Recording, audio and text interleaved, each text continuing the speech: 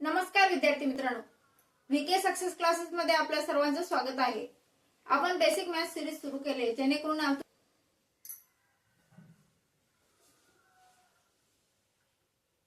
Missing number series दिलेले आपण बघा। 11 गुणिले किती येईल, 11 गुणिले किती म्हणजे 77 येईल।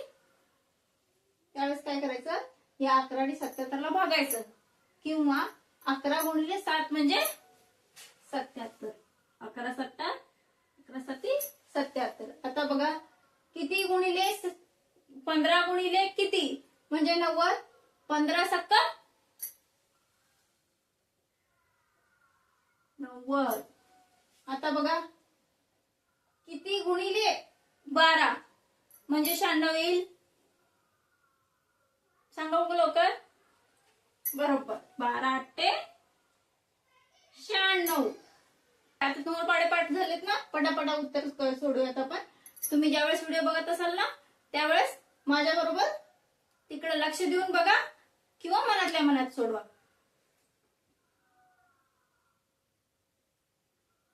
आता किती गुणिले 20 म्हणजे 140 येईल। किती गुणिले 7 गुणिले 20 म्हणजे बघा 2 7 14 आणि या 0च्या पुढे 0 तसंच येणार। तो 20 भागिले 140 केला बघा, 20 भागिले 140। हे 0 गेले, 2 7 14 म्हणजेच काय 20 गुणिले 7 म्हणजे 140। आता बघा इथं आपल्याकडे काय दिलेत, आता बोर्ड मसाला म्हणजेच पदावली आली। पदावलीमध्ये काय करतो आपण, कुठलं ऑपरेशन आधी करतो, गुणाकार किंवा भागाकार, त्यानंतर बेरीज किंवा वजाबाकी। मग आता 8 अधिक 6 आणि 6 गुणिले 3 आहे, तर आपण आधी काय करायचं, हे 6 गुणिले 3 करायचं।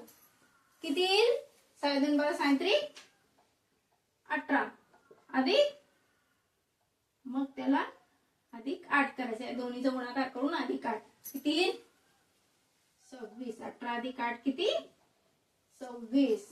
हे मी पदावलीच का घेतले, कारण याच्यामध्ये तुम्ही छोटे छोटे तुम्हाला बेरीज पण तुम्हाला परफेक्ट होतील, आणि त्याच्याबरोबर तुम्हाला बोर्डबॉन्स म्हणजे पदावली करताना तो कुठलं ऑपरेशन आधी करावं थोडंसं कन्फ्युजन असतं, त्यामध्ये आपण परफेक्ट होण्यासाठी मी आज पदावलीचे पण गणित घेतले आहेत। आता बघा याच्यामध्ये कुठलं आधी करावं लागेल आपल्याला, बरोबर आधी म्हणजेच इथं पण काय करावं लागेल आपल्याला, 4 गुणिले 2 करायचे। 4 गुणिले 2 किती येईल 8।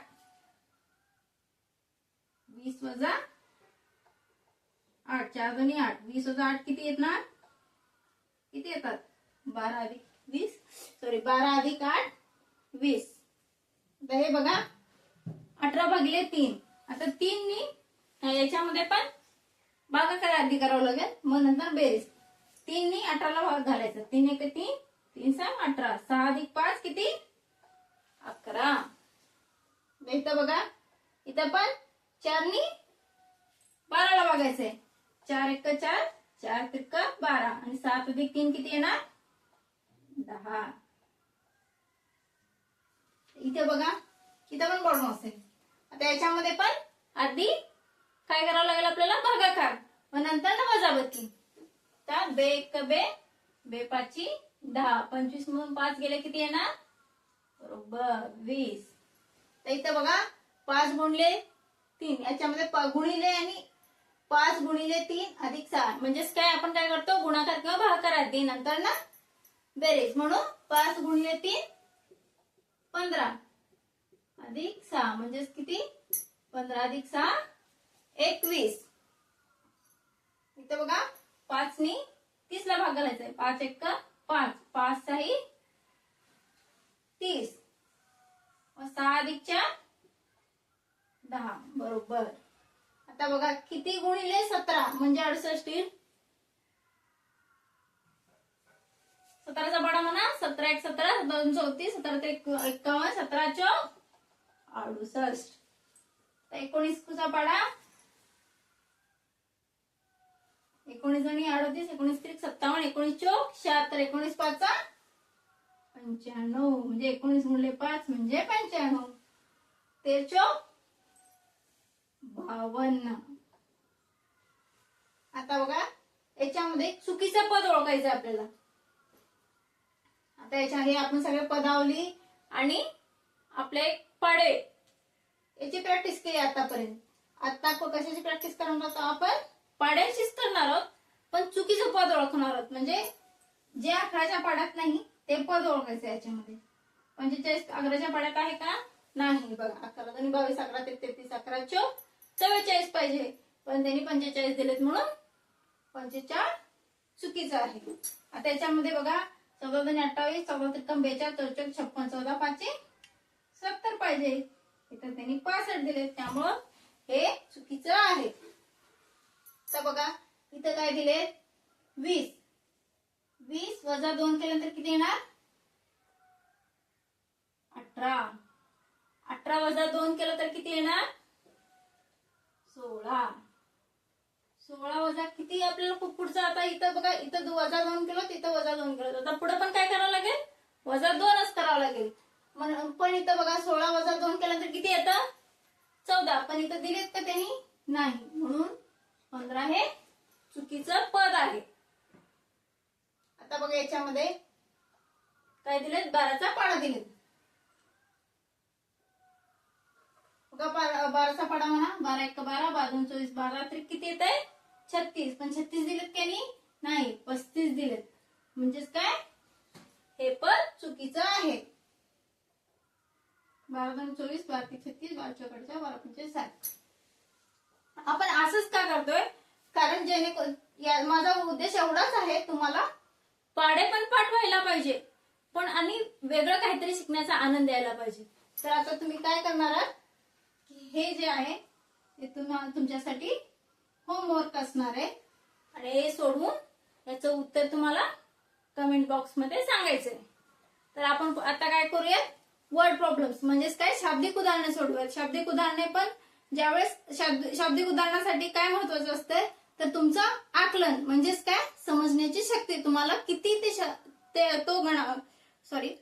किती ते तुम्हाला बेरीज असू दे, वजाबाकी असू दे, ते जे दिलेलं जे उदाहरण आहे शाब्दिक उदाहरण, ते तुम्हाला किती समजलं आहे यासाठी ते शाब्दिक उदाहरणं असतात.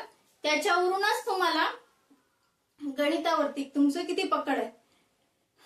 आता स्कॉलरशिप परीक्षेमध्येच बघितलं तर उतारा असतात, उतारा कविता, ते पण कशासाठी असतात? तर तुमची आकलन करण्याची क्षमता आणि भाषाविषयीचं ज्ञान तुम्हाला तुमचं वाढवण्यासाठी या गोष्टी असतात. आणि आता शाब्दिक उदाहरणं पण त्याच्यामध्ये पण तुमची आकलन क्षमताच महत्वाची असते. तुम्हाला काय समजलं त्या गणितावरून? तुम्हाला काय कळतं की हे उदाहरणं वाचल्यानंतर मला काय करावं लागेल? म्हणजे बेरीज करावं लागेल का, वजाबाकी करावं लागेल का, गुणाकार करावा लागेल का, भागाकार? त्यासाठी काय असतात? शाब्दिक उदाहरणं. तर आता आपण शाब्दिक उदाहरणे बघूयात. प्रश्न बघा काय आहे? एका पिशवीत 12 आंबे आहेत. एका पिशवीत 12 आंबे आहेत. अशा किती पिशव्या आहेत? 4 पिशव्या आहेत. एका पिशवीत 12 आंबे आहेत, अशा 4 पिशव्या आहेत. तर एकूण आंबे किती? असा प्रश्न विचारले त्यांनी. मला सांगा, हे वाढत जाणार आहेत का? हे 12 असलेलं वाढणार आहेत का कमी होणार आहेत? काय होणार? वाढणार आहेत. कारण एक पिशवी दिलेत, तिच्यात 12 आंबे आहेत. आधी एक पिशवी दिलेत, नंतर ना 4 पिशव्या आहेत म्हणून सांगितलं. एका पिशवीत किती आहेत? 12 आंबे आहेत. आणि अशा किती पिशव्या आहेत? 4 पिशव्या आहेत. म्हणजेच आपल्याला काय करावं लागेल? गुणाकार, कारण वाढलेत ना. एका पिशवीत 12 आहेत, 4 पिशवीत किती? 12 48.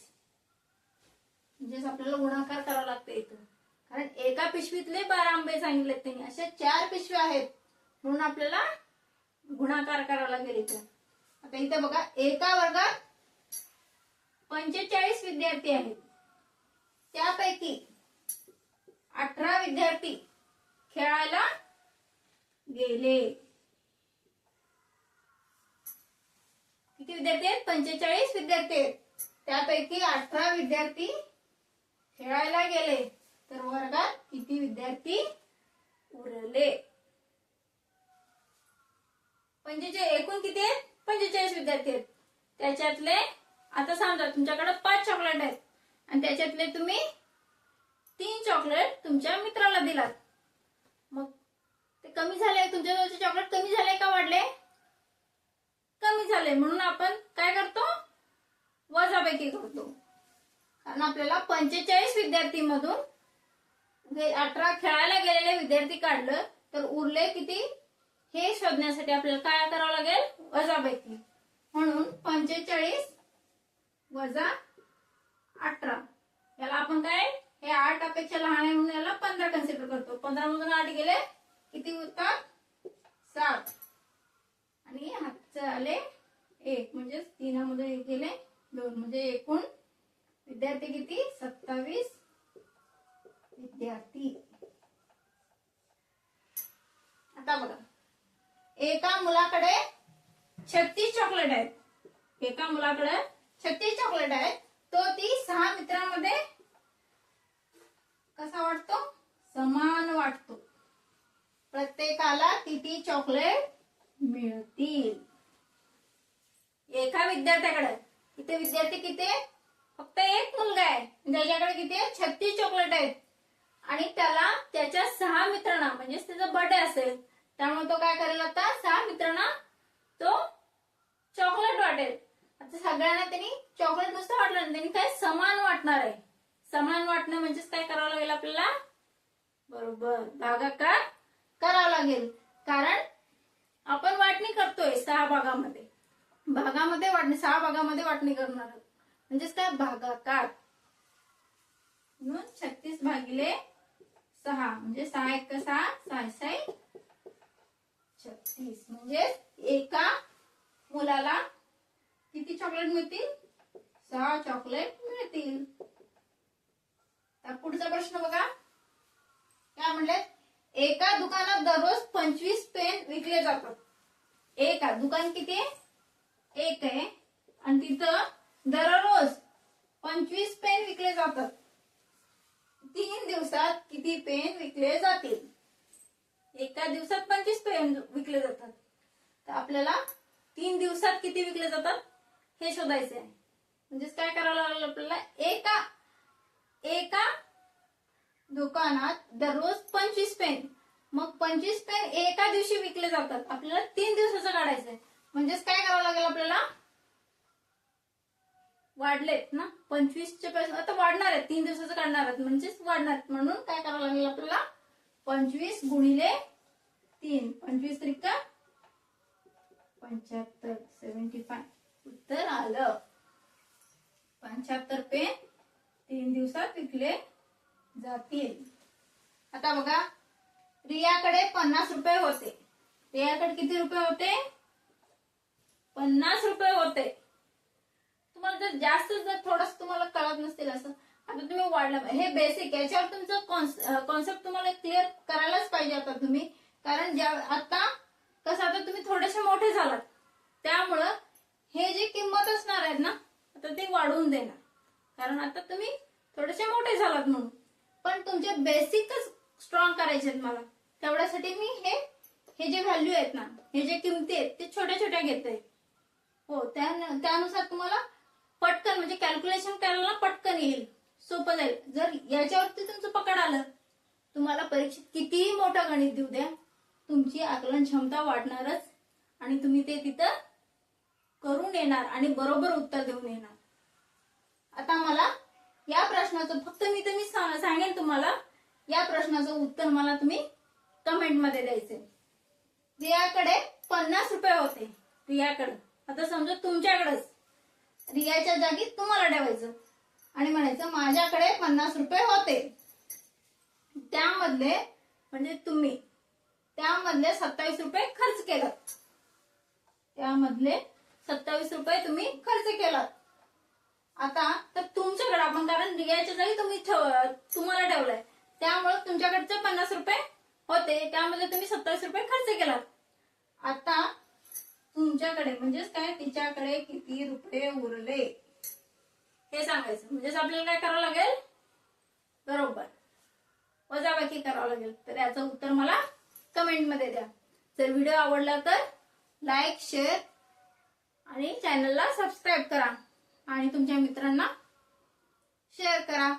आणि तुमचे काही डाऊट असतील ते कमेंट बॉक्स मध्ये सांगत जावा. ही बेसिक सिरीज मुद्दाम मी चालू केली आहे, त्यामुळं या बेसिक सिरीजला तुम्ही जेवढे लाईक्स कराल तेवढं मलाही आनंद वाटेल आणि मला तुम्हाला नवीन नवीन वेगळं काहीतरी तुमच्यासोबत आणून देण्याची संधी मिळेल. धन्यवाद.